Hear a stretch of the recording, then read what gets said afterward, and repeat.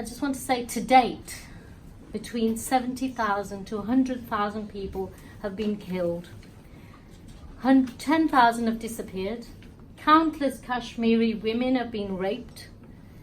More than 6,000 are believed to be killed and buried in unmarked graves.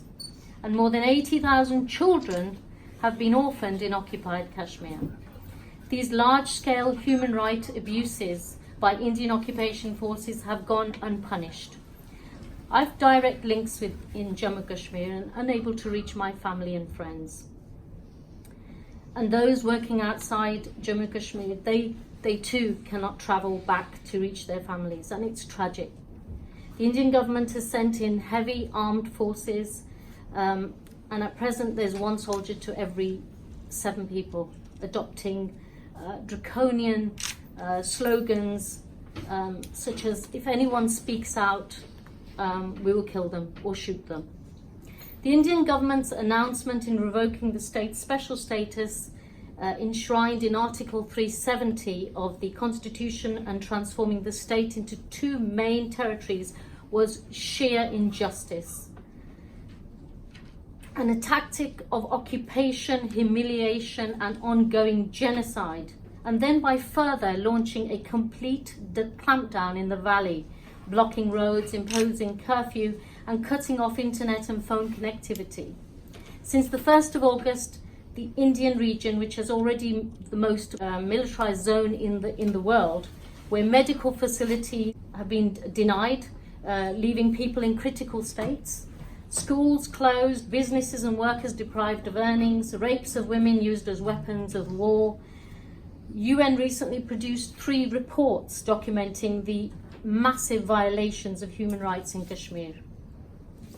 In every war zone, there is another battle, a shadow, a conflict that rages quietly behind the scenes, and you don't see much of it on television or the movies. And this hidden war consists of the slow, relentless fear and destruction of everyday civilian life. And the children who can't go to school, the pregnant woman who can't go give birth at a hospital, the farmer who can't plough his field, the professor who can't teach his or her class. For civilians, war becomes a relentless accumulation of things they are unable to do, and this occupation and under oppression. Injustices are happening under the rule of the unjust. In Kashmir, there's a killing of humanity. Daughters, mothers, elders, youngsters are all being killed senselessly. It's an ethnic cleansing process. 50 days have passed. The people of Kashmir are still in homes, trapped. Cries and lamenting of mothers and children, denied of basic fundamental rights for freedom. There are so many people in India from all faiths and nationalities who are very loving and caring humanitarians, but they are silenced.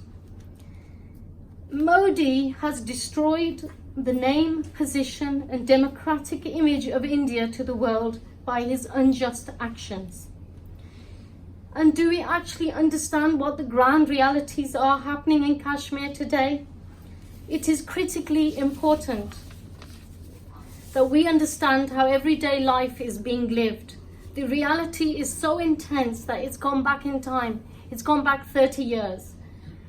The newspapers have stopped their publication. The largest daily, Greater Kashmir, it published 4 pages, and the news that was published they made sure that it didn't contradict the government's narrative. Though the government claimed the restrictions would gradually be removed, they haven't. The streets are smeared by the blood of Kashmiris, and if this is allowed to continue, then the realities of the people of Kashmir will never translate to the world in its actuality.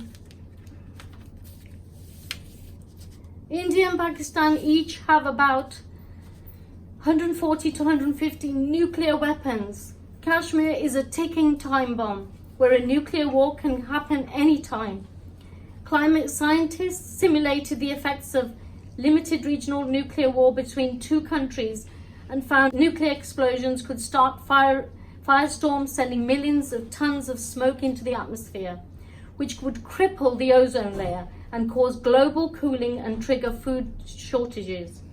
This newest simulation showed that the effects could be 5 times worse than calculated previously. A regional conflict is worrying that this situation might escalate into a global environmental and human-known catastrophe. The state of Jammu and Kashmir area, spanning 85,806 square miles, we urge the British government parliamentarians to play the role in urging the United Nations, India, Pakistan, that almost 20 million people living in Jammu, Ladakh, Kashmir Valley, Azad Kashmir, Gilgit and Baltistan must be given their basic right of self-determination so they can decide their future.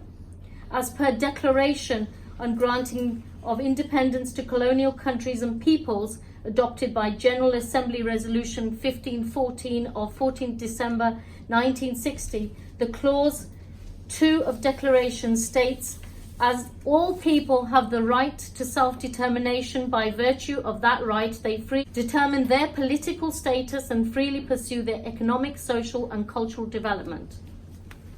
Every law and ethical book condemns such steps because mere justice to those who truly own the land.